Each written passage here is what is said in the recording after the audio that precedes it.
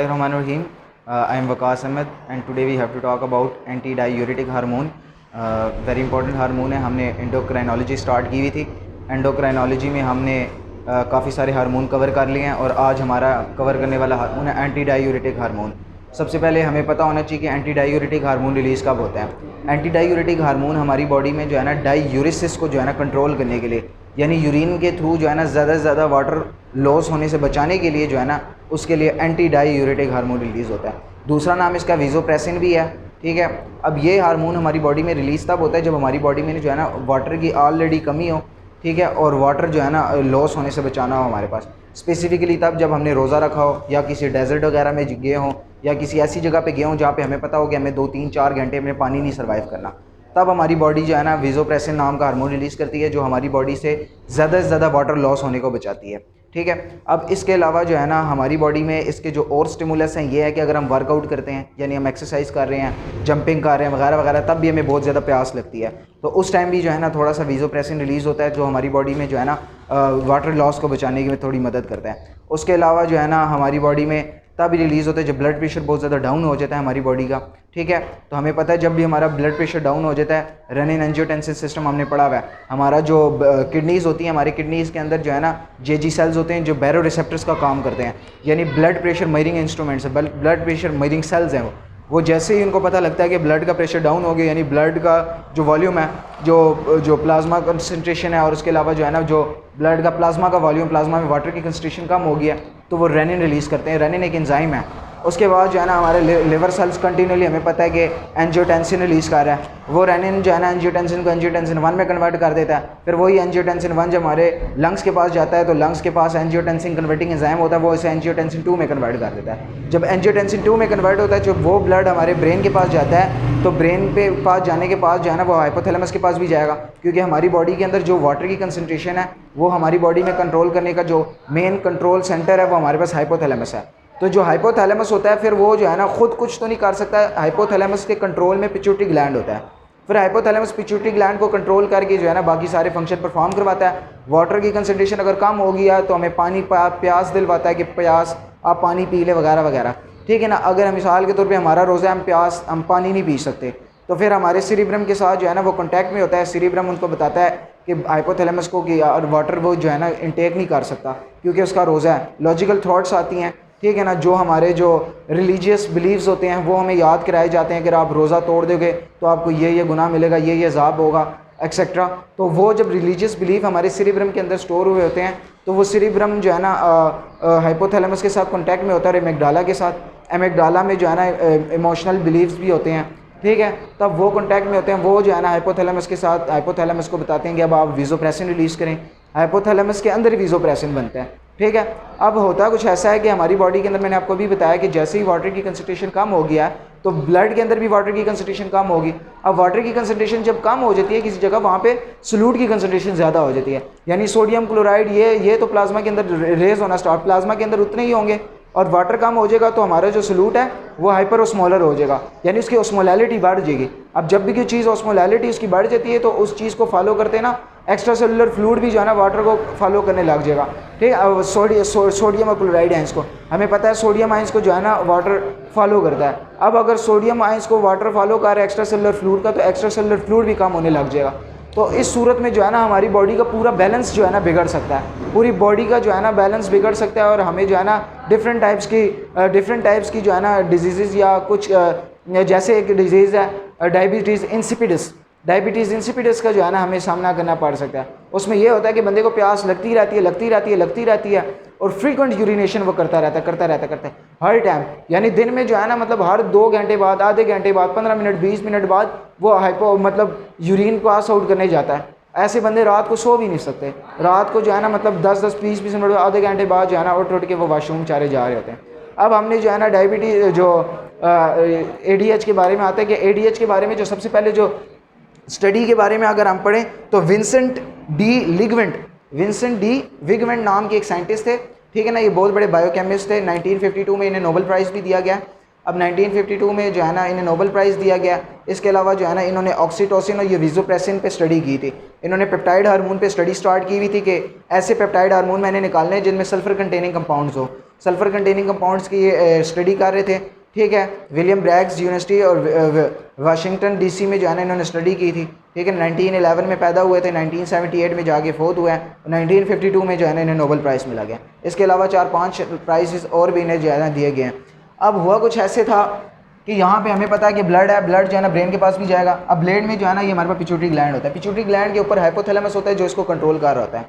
अब वो जो हाइपोथैलेमस होता है, हाइपोथैलेमस के पास जो है ना, हाइपोथैलेमस जो होता है यहाँ पे जो एक वॉल होती है, एंटीरियर वॉल जिसको कहते हैं, इसको लैमिना टर्मिनालिस कहते हैं। अब लैमिना टर्मिनालिस, इसे लैमिना टर्मिनालिस कहते हैं जो पिट्यूटरी ग्लैंड से सुपीरियर वॉल होती है। अब लैमिना टर्मिनालिस का मेन जो है यहाँ पे काम ये होता है कि लैमिना टर्मिनालिस का फ़ायदा मेन ये होता है कि ब्लड ब्रेन बैरियर यहाँ पे कोई इफेक्ट नहीं कर सकता, यहाँ पे ब्लड ब्रेन बैरियर आके ख़त्म हो जाता है। यानी आपके अगर ब्लड ब्रेन के अंदर कोई चीज़ें हैं ब्लड के अंदर, वो ब्रेन को ईजिली क्रॉस करके ब्रेन में जा सकती हैं, और ब्रेन से चीज़ें जो है ना दोबारा जो ब्रेन की चीज़ें होती है जो ब्लड के अंदर जानी हो, वेस्ट मटीरियल वगैरह वगैरह, वो भी इजीली क्रॉस करके यहाँ पे आ सकती हैं। तो इसे लैमिना टर्मिनालिस कहते हैं, ठीक है। अब यहाँ पे एक रिसेप्टर होता है जिसे कहते हैं ऑर्गेनम वेस्कुलम, ऑर्गेनम वेस्कुलम, ये लिखा हुआ है ऑर्गेनम वेस्कुलम ऑफ लैमिना टर्मिनालिस। यहाँ पे भी होता है, यहाँ पे भी होता है। इस ऑर्गेनम वेस्कुलम ऑफ लैमिना, जो ऑर्गेनम वेस्कुलम नाम का ये जो रिसेप्टर होता है लैमिना टर्मिनालिस के ऊपर, इसका मेन काम ये होता है कि ये जो वाटर की कंसंट्रेशन है ना, ये उसको जो है ना डिटेक्ट करता है कि बॉडी के अंदर वाटर की कंसंट्रेशन कम हो गई है, ज़्यादा हो गया, फलाना हो गया।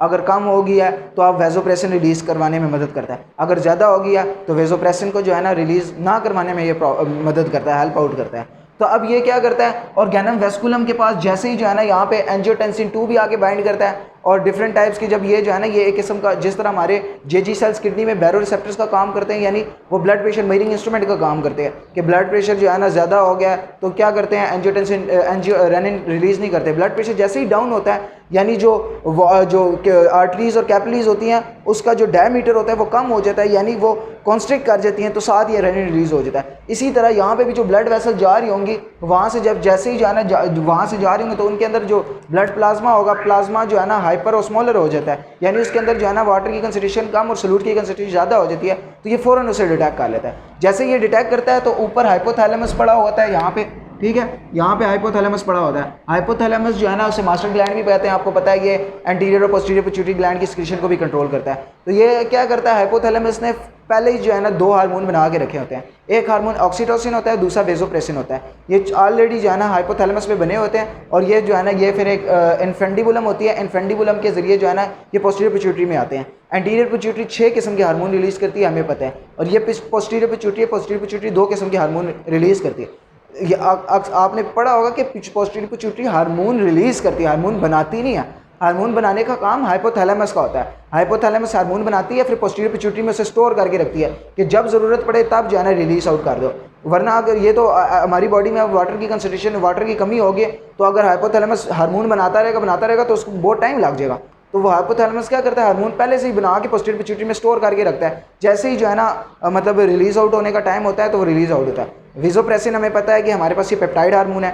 तो होता कुछ ऐसा है कि हाइपोथैलेमस के अंदर जो सेल्स होते हैं, न्यूक्लियाई होते हैं, वो क्या करते हैं, वो मैसेंजर आरएनए बनाते हैं। मैसेंजर आरएनए बनने से ट्रांसक्रिप्शन ट्रांसलेशन होती है, उसके बाद वो प्रोटीन बनती है, वो हार्मोन होता है, ठीक है ना। वो हार्मोन जो है ना मेनली जो बनाते हैं उसे सुप्रा ऑप्टिक न्यूक्लियस कहते हैं या पैरावेंट्रिकुलर न्यूक्लियस। ये दो हार्मोन होते हैं हाइपोथैलेमस के ऊपर, वो जो है ना ये वेजोप्रेसिन बनाने का काम करते हैं, ठीक है ना। पैरावेंट्रिकुलर न्यूक्लियस कम बनाते हैं, और जो सुप्रा ऑप्टिक न्यूक्लियस होते हैं ये ज़्यादा बनाते हैं। अब जब भी आपको पता लगे कि ये सुप्रा ऑप्टिक न्यूक्लियस का मतलब ये नहीं होता कि जैसे दूसरे सेल्स के अंदर न्यूक्लियस होता है, उसके अंदर डीएनए और क्रोमोसोम वगैरह वगैरह। जब भी हम ब्रेन के अंदर न्यूक्लियस की बात करते हैं ना, उसका मतलब ये होता है कि ग्रे मैटर है, यानी ग्रुप ऑफ सेल बॉडीज़ है, या ग्रुप ऑफ सेल बॉडीज़ ने मिलकर जो है ना एक क्लस्टर बनाया हुआ है, एक क्लस्टर बनाया हुआ है और वो मिल के रह रहे हैं। मैंने आपको पहले भी बताया था जो न्यूरॉन्स होते हैं ना उनमें बड़ा इत्तेफाक होता है, ठीक है ना, क्योंकि न्यूरॉन्स के अंदर माइटोसिस नहीं हो सकती। तो जितने भी न्यूरॉन्स के एक्सॉन्स होते हैं वो सारे मिल के रह रहे होते हैं, जिसको नर्व कहते हैं, ठीक है ना। इसी तरह न्यूरॉन्स के डेंड्राइट्स मिल के रह रहे होते हैं, और जितने भी न्यूरॉन्स की सेल बॉडीज़ होती हैं ना वो भी आपस में मिल के रह रही होती हैं। जब न्यूरॉन्स की सेल बॉडीज़ आपस में मिल के रह रही होती है उसे ग्रे मैटर कहते हैं, और जब न्यूरॉन्स के एक्सॉन्स मिल के रह रहे होते हैं उसे वाइट मैटर कहते हैं, नॉन माइलिनेटेड एक्सॉन्स। इसी तरह जब हमारे पास जो सेल बॉडीज़ होती हैं, वो जो सेल बॉडीज़ मिल के रह रही होती है इसे न्यूक्लियस कहते हैं। इसी तरह के एक न्यूक्लियस को जो है ना हम सुप्रा ऑप्टिक न्यूक्लियस कहते हैं या पैरावेंट्रिकुलर न्यूक्लियस कहते हैं। अब वो जो सुप्रा ऑप्टिक न्यूक्लियस होते हैं वो क्या करते हैं, जैसे उनको पता लगता है ऑर्गेजम वेस्कुलम के पास जो है ना मैसेज आता है एंजियोटेंसिन 2 या वाटर की कंसंट्रेशन कम होने का, तो वो क्या करता है, वो जो है ना ये सुप्राऑप्टिक या पैरावेंट्रिकुलर न्यूक्लियस को मैसेज रिलीज करता है, कहते हैं कि आप एंटी डायूरेटिक हार्मोन रिलीज करें। वो एंटी डायूरेटिक हार्मोन आता है पोस्टीरियर पिट्यूटरी में और पोस्टीरियर पिट्यूटरी से ब्लड स्ट्रीम में रिलीज कर देता है। जिस तरह हमारे पास एल्वेलाई के इर्द गिर्द ब्लड कैपिलरी सराउंड करती हैं, इसी तरह हमारे पास जो है ना पोस्टीरियर पिट्यूटरी एंटीरियर पिट्यूटरी के इर्द गिर्द भी ब्लड कैपिलरी सराउंड कर रही होती हैं। तो एकदम जो है ना ब्लड क्या करता है, ब्लड के जरिए जो है ना वेसोप्रेसिन रिलीज हो जाता है। अब हमारे पास जो है ना हमने हमारी बॉडी के अंदर वेसोप्रेसिन रिलीज हो गया, यानी एंटी डायूरेटिक हार्मोन। इसका मेन काम क्या है, अभी आपको बताया कि वाटर की कंसंट्रेशन को नॉर्मल करना, यानी बॉडी के अंदर वाटर के लॉस को ज़्यादा से ज़्यादा होने से बचाना। अब वाटर हम कहाँ पे कंजर्व कर सकते हैं, दो तरीके हैं जहाँ से हमारी बॉडी में वाटर रिलीज आउट हो सकता है। एक तो हम यूरिन के थ्रू वाटर पास करते हैं, और दूसरा जो है ना हम जो हमारी एक्सरसाइज होती है इसके अलावा जो हमारा पसीना निकलता है यानी स्वीट, उसके ज़रिए हमारा वाटर लॉस हो सकता है। हम इन दो तरीके से वाटर को बचा सकते हैं। नॉर्मली जब हमारे पास जो है ना, हमें पता है कि जब हमारे पास हमने रोज़ा रखा हो या कोई ऐसी हमारी बॉडी में हमें पता हो कि हमने दूर तक जाना है, या हम डेजर्ट वगैरह में जा रहे हो, या किसी भी ऐसी जगह पे जहाँ हमें पता है 2-3 घंटे पानी नहीं मिलने लगा, तो हम क्या करते हैं, फिजिकल एक्सरसाइज कम कर देते हैं। रोज़ा होता है तो हम ज़्यादा से ज़्यादा आराम करते हैं, ज़्यादा से ज़्यादा सो रहे होते हैं, ताकि हम फिजिकल एक्सरसाइज कम करेंगे तो हमें पसीना कम आएगा, यानी वाटर का लॉस ज़्यादा होगा। तो एक तो ये वेसोप्रेसिन ये करता है कि फिजिकल एक्सरसाइज को कम कराने में मदद करता है, और दूसरा क्या करता है, जो हमारे यूरिन होता है, यूरिन जहाँ से पास आउट हो रहा होता है, तो वहाँ से जो है ना यूरिन की कंजर्वेशन को कंट्रोल करता है। नॉर्मली अगर हम देखें कि हमारे पास यूरिन की कंसंट्रेशन कैसे कंट्रोल होती है, जनरल फिजियोलॉजी हमने पहले भी पढ़ी हुई है। अगर आपको जनरल फिजियोलॉजी का नहीं पता तो फिर मैं आपको मोटा मोटा बता देता हूँ। हमें पता है कि हमारे पास जो है ना दो हिस्सों में हम नेफ्रॉन्स को डिवाइड करते हैं। नेफ्रॉन्स जब डिवाइड होते हैं इसे रेनल कॉर्पस और रेनल टिब्यूल कहते हैं। रेनल कॉर्पस और प्रॉक्सिमल कन्वोल्यूटेड टिब्यूल और बुमेंस कैप्सूल को कहते हैं, और बाकी जो है ना हमें पता है पीसीटी और असेंडिंग और descending lip of loop of Henley और डिस्टल कन्वोल्यूटेड टिब्यूल और कलेक्टिंग डक्ट वगैरह को, इनको हम कहते हैं रेनल टिब्यूल्स। अब होता कुछ ऐसा, मैंने आपको पहले ही बता दिया था, अगर आपको वो वीडियो नहीं देखी तो हम पहले आप डिस्क्रिप्शन में जाएं, प्लेलिस्ट में आपको जो है ना वो वीडियो मिल जाएगी आराम से, वो वाली वीडियो पहले देख लें, तब आपको ये अच्छे तरीके से समझ आ जाएगी।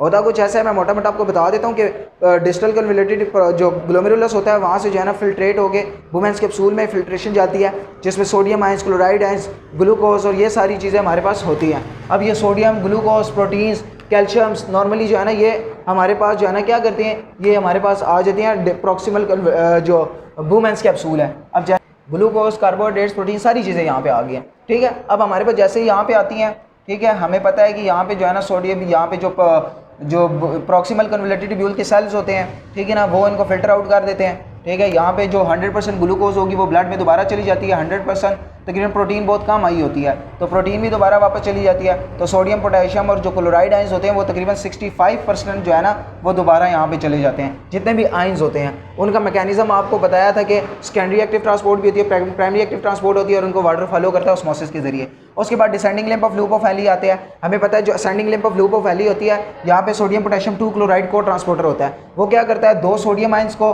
और 1 सोडियम आइंस को, क्लोराइड आइंस को, ठीक है ना, सोडियम पोटेशियम और 2 क्लोराइड, सोडियम आइंस को, पोटेशियम आइंस को और क्लोराइड आइंस, 2 क्लोराइड आइंस, इन तीनों आइंस को जो है ना इकट्ठे ट्रांसपोर्ट करता है। उसके बाद ये यहाँ पे जो है ना मेडुलरी इंटरस्टिशियम में आ जाते हैं। यहाँ पे सोडियम आइंस और क्लोराइड आइंस और पोटेशियम आइंस की कंसंट्रेशन ज़्यादा होने लग जाती है। जैसे ही यहाँ पे ज़्यादा होने लग जाती है उसके बाद क्या होता है, ये मेडुलरी इंटरस्टिशियम की जो ऑस्मोलैलिटी होती है तकरीबन 1200 मिली ऑस्मोल पर लीटर तक पहुंच जाती है। अब जैसे ये 1200 मिली ऑस्मोल पर लीटर तक पहुंचती है तो हमारे पास जो descending lymph of loop of Henley होती है, यहाँ से वाटर रिलीज आउट होना स्टार्ट हो जाता है। वाटर रिलीज होके ब्लड के अंदर जाने लग जाता है। अब वाटर जो है ना तकरीबन यहाँ पे 15% वाटर यहाँ पे लॉस हो जाता है, 65% तकरीबन यहाँ पे चला गया था ब्लड के अंदर, 15% तकरीबन यहाँ से चला गया। उसके बाद जो है ना हमारे पास जो ascending lymph of loop of Henley होती है, यहाँ से वाटर कभी भी रीअब्जॉर्ब नहीं हो सकता। तो जितना भी वाटर होता है वो जाता है कलेक्टिंग डक्ट के पास। अब कलेक्टिंग डक्ट के पास जब जाता है हमारे पास यहाँ पे कौन से एंजाइम काम करते हैं, हार्मोन्स। मैंने आपको बताया था कि पैराथार्मोन काम करता है, और उसके अलावा जो है ना जो हमारे पास एक दूसरा हार्मोन होता है जो जोना ग्लोमेरुलोसा रिलीज करती है हमारे पास, ठीक है ना, एल्डोस्टेरोन, वो भी यहाँ पे काम करता है। वो यहाँ पे जो है ना चैनल्स बनवाने में मदद करता है, प्रोटीन चैनल्स। आपको पूरा मेथड बता दिया था। उसके बाद थोड़ा सा वाटर जो है ना ये डिस्टल कन्वोल्यूटेड टिब्यूल्स के जरिए भी अब्जॉर्ब हो जाता है, और बाकी तकरीबन 5 to 8% वाटर हमारे पास जो है ना ये कलेक्टिंग डक्ट में आ जाता है। ये हमारे पास कलेक्टिंग डक्ट है। अब जो 5 to 8% वाटर कलेक्टिंग डक्ट में आ जाता है ना, तो कलेक्टिंग डक्ट के पास कोई ऐसा मैकेनिज्म नहीं है कि वो वाटर को कंजर्व कर सके, ना सोडियम आयंस को, ना क्लोराइड आयंस को वगैरह वगैरह। तो वाटर क्या करता है अल्टीमेटली कलेक्टिंग डक्ट से जो है ना हमें पता है कि वो जो है ना वाटर रीनल पेल्विस के पास जाएगा, रीनल पेल्विस से जो है ना यूरेटर के थ्रू वो बॉडी से एक्सक्रीट आउट हो जाएगा। कोई ऐसा मैकेनिज्म नहीं है कि हम जो है ना कलेक्टिंग डक्ट से जो है ना वाटर को कंजर्व कर सकें। अब हमारे पास होता कुछ ऐसा है कि ये जो एंटी डायूरेटिक हार्मोन है ना, इसका मेन काम वाटर को कंजर्व करना है, हमें पता है। अब ये क्या करेगा, ये कुछ ऐसा काम करेगा कि ये कलेक्टिंग डक्ट के सेल्स के ऊपर आगे वर्कआउट करेगा। कलेक्टिंग डक्ट के सेल्स को ना प्रिंसिपल सेल्स भी कहते हैं। अब ये प्रिंसिपल सेल्स के पास आएगा, प्रिंसिपल सेल्स का एक सेल हमने यहाँ पे शो किया हुआ है। अब ये यहाँ पे आएगा, ये हार्मोन मैंने आपको बताया था कि ये हार्मोन मिसाल के तौर पे यहाँ पे आया, यहाँ पे जी प्रोटीन कपल्ड रिसेप्टर होगा, ठीक है ना। जिस तरह मैंने पिछले जितने भी हार्मोन्स होते हैं मैंने आपको बताया था कि वो सेल्स के अंदर डायरेक्टली इंटर नहीं हो सकते। स्पेसिफिकली पेप्टाइड हार्मोन्स, जितने भी पेप्टाइड हार्मोन होते हैं ना, ये जो है ना लिपिड बाय लेयर है, जो स्टीरॉइड्स हार्मोन होते हैं वो तो जो है ना लिपिड बाय लेयर को क्रॉस करके सेल्स के अंदर चले जाते हैं, लेकिन जो पेप्टाइड हार्मोन होते हैं वो सेल्स को क्रॉस करके नहीं जा सकते। अब जब सेल को क्रॉस करके नहीं जा सकते, इन्होंने अपना फंक्शन तो परफॉर्म करना है। अब ये अपना फंक्शन कैसे परफॉर्म करेंगे, ठीक है ना। मैंने आपको ये इसकी एग्जांपल ऐसे दी थी कि जिस तरह हमारे पास घर के बाहर कोई बंदा आ रहा हो, स्ट्रेंजर हो, वो आपके घर डायरेक्टली इंटर नहीं हो सकता। वो क्या करेगा, बेल बजाएगा, बेल बजा के जो है ना आपके घर इंटर होगा, आपको सेकेंडरी मैसेज एक्टिवेट करेगा, यानी आपको मैसेज प्रोवाइड करेगा मैसेज के जरिए, ठीक है ना। अब इसी तरह जितने भी पेप्टाइड हार्मोन्स होते हैं इन्होंने फंक्शन परफॉर्म करना है। अब वो क्या करेंगे, पहले पेप्टाइड हार्मोन आके जो है ना यहाँ जी प्रोटीन कपल्ड रिसेप्टर से बाइंड करेंगे। अब ये जो जी प्रोटीन कपल्ड रिसेप्टर है ना, ये हमारी बॉडी के अंदर सबसे बड़ा रिसेप्टर था, इससे बड़ा कोई रिसेप्टर नहीं होता। इसके अलावा भी जो रिसेप्टर्स होते हैं, इंटरसेलुलर रिसेप्टर्स होते हैं, ठीक है ना, एंजाइम लिंक रिसेप्टर्स होते हैं, ये सारे रिसेप्टर्स होते हैं। इसे जी प्रोटीन कपल्ड रिसेप्टर क्यों कहते हैं, ये एक रिसेप्टर है जिसके साथ जी प्रोटीन बाइंड की होती है, ठीक है ना, इसी वजह से जी प्रोटीन कपल्ड रिसेप्टर कहते हैं। अब ये जो जी प्रोटीन होती है, इस जी प्रोटीन के 3 कंपोनेंट्स होते हैं, अल्फा कंपोनेंट, बीटा कंपोनेंट्स और गैमा कंपोनेंट्स। ये सारी सिग्नलिंग पाथवे हमने पढ़ी हुई है, ठीक है ना, इसलिए मैं आपको बता रहा हूँ। ये सारे जो है ना हार्मोन्स होते हैं उनकी सिग्नलिंग पाथवे ऐसी ही होती है, यानी वो अपना फंक्शन ऐसे परफॉर्म करते हैं कि वो जीन को प्रोटीन कपल्ड रिसेप्टर के पास आके बाइंड कर देते हैं। नॉर्मली ये जीटीपी से बाइंड की होती है, यानी जैसे ही जीटीपी से बाइंड की होती है, ठीक है, तो ये इनएक्टिव होती है। जैसे ही जो है ना यहाँ पे जी प्रोटीन के पास जो है ना यहाँ पे आके हार्मोन बाइंड करता है, यानी विजोप्रेसिन या जो है ना एंटी डायूरेटिक हार्मोन, फौरन जो है ना ये एक्टिवेट हो जाता है। जैसे ही एक्टिवेट होता है, ये जो जी प्रोटीन के 3 कंपोनेंट्स होते हैं, अल्फा बीटा कंपोनेंट, उसमें से बीटा और गैमा अलग हो जाते हैं और अल्फा अलग हो जाता है। अल्फा कंपोनेंट क्या करता है, यहाँ पे जो जी स्टिमुलेटरी प्रोटीन को एक्टिवेट करता है, वो जाके एडिनिलेज साइक्लेज नाम का एक जो है ना मैसेंजर एक लिपिड्स कंपोनेंट यहाँ पे पड़ा होता है सेल मेम्ब्रेन के अंदर, ये जाके एडिनिलेज साइक्लेज को एक्टिवेट कराता है। एडिनिलेज साइक्लेज क्या करता है, सेल के अंदर जितने भी एटीपी होते हैं तकरीबन ज़्यादा से ज़्यादा उस एटीपी को साइक्लिक एमपी में कन्वर्ट करवा रहा होता है। इसी वजह से इन सेलों के अंदर जो है ना माइटोकॉन्ड्रिया की तादाद बहुत ज़्यादा होती है, क्योंकि ये ज़्यादा से ज़्यादा एटीपीज बनाए। अब जितने भी एटीपीज बनेंगे वो एटीपी जो है ना साइटोप्लाज्म में आते हैं, और ये जो एडिनिलेज साइक्लेज होता है ये ज़्यादा से ज़्यादा एटीपी को ना साइक्लिक एमपी में कन्वर्ट कर देता है। साइक्लिक एमपी और कैल्शियम आयंस ऐसे दो जो हमारे पास साल्ट या मिनरल्स होते हैं, ये सेकेंड मैसेंजर होते हैं, इसको सेकेंडरी मैसेंजर सिस्टम भी कहते हैं, ठीक है। यानी प्राइमरी जो मैसेंजर है वो प्राइमरी मैसेज जो है ना हमारे पास विजोप्रेसिन लेके आता है, लेकिन वो सेल के अंदर जा नहीं सकता, इसी वजह से सेकेंडरी मैसेंजर सिस्टम एक्टिवेट हो गया। अब वो सेकेंडरी मैसेंजर सिस्टम ने क्या किया, सेल के अंदर साइक्लिक एमपी की तादाद बढ़ाना स्टार्ट कर दिया। एटीपी साइक्लिक एमपी में कन्वर्ट हुआ, ये साइक्लिक एमपी सेल के अंदर बढ़ना स्टार्ट हो जाएगा, ठीक है ना। बार बार ऐसा होगा कि बार बार यहाँ पे जी प्रोटीन जो है ना जाके जो जी प्रोटीन का अल्फा कंपोनेंट होगा बार बार एडिनिलेज साइक्लेज को एक्टिवेट करेगा, एडिनिलेज साइक्लेज बार बार एटीपी को साइक्लिक एमपी में कन्वर्ट करता रहेगा, और सेल के अंदर जो है ना बल्क में जो है ना साइक्लिक एमपी प्रोड्यूस हो जाएंगे। जैसे साइक्लिक एमपी प्रोड्यूस होंगे, वो एक प्रोटीन काइनेज ए होती है, उस प्रोटीन काइनेज ए को एक्टिवेट करा देता है। सेल्स के अंदर हमें पता है कि जो है ना सेकेंडरी जैसे ही वो प्रोटीन काइनेज ए को एक्टिवेट कराएगा, वो ट्रांसक्रिप्शन फैक्टर होता है, डीएनए के पास जाएगा, डीएनए से सर्टेन जीन्स को एक्टिवेट कराएगा, वहाँ से जो है ना मैसेंजर आरएनए बनेगा। मैसेंजर आरएनए बनने के बाद क्या होगा, मैसेंजर आरएनए ट्रांसलेशन करेगा, प्रोटीन बनेगी।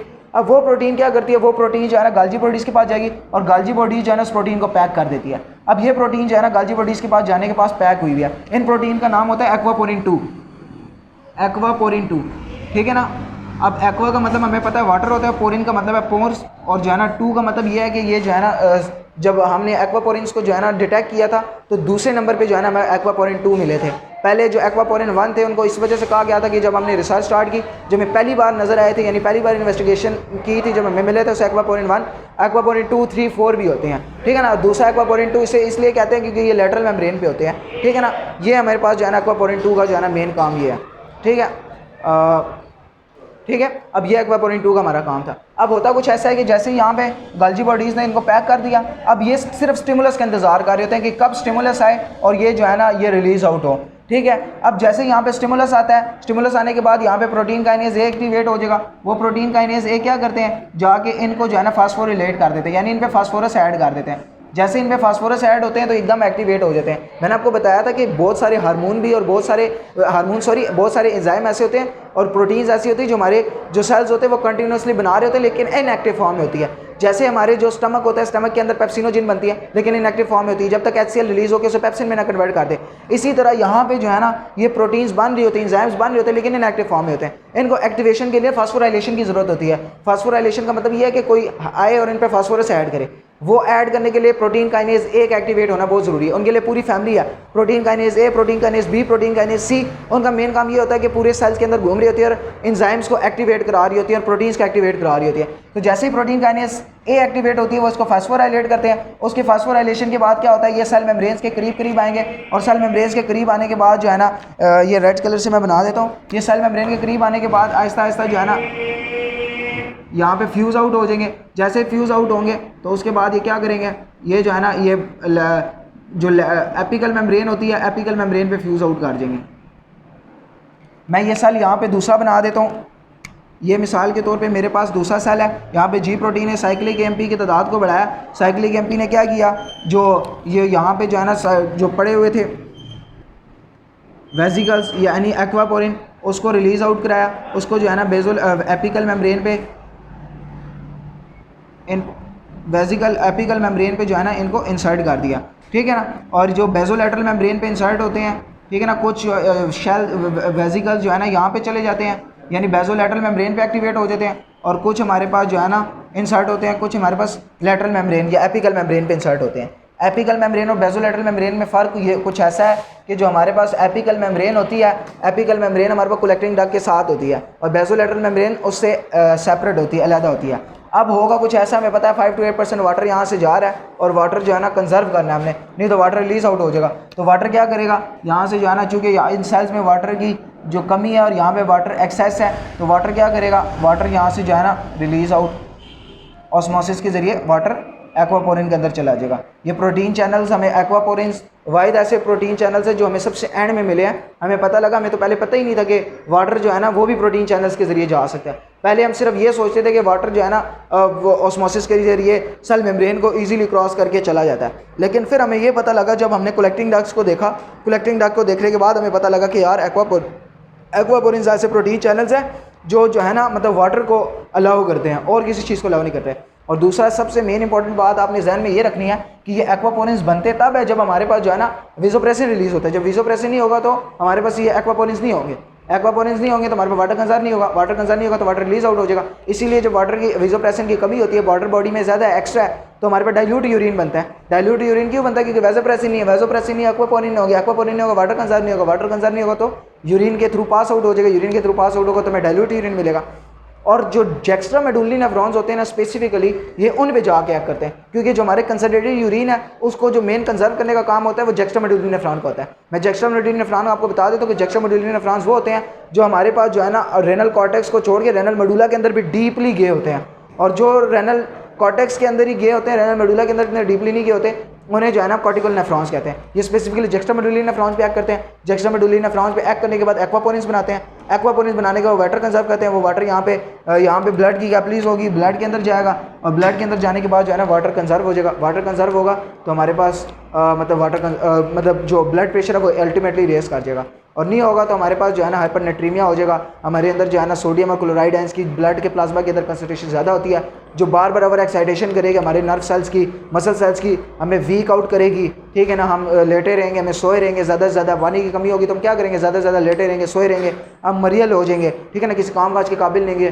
वगैरह वगैरह। ये सारी जो है ना हमारे पास एंटी डायूरेटिक हार्मोन से रिलेटेड है। उम्मीद है कि आपको इंशाल्लाह वीडियो पसंद आई होगी। वीडियो पसंद आई है तो लाइक करें, शेयर करें, और जो है ना हमें फीडबैक में जो है ना अच्छे अच्छे कमेंट्स करके बताएंगे हम किस तरह फर्दर इंप्रूवमेंट ला सकते हैं, ठीक है ना, और सब्सक्राइब भी कर दें।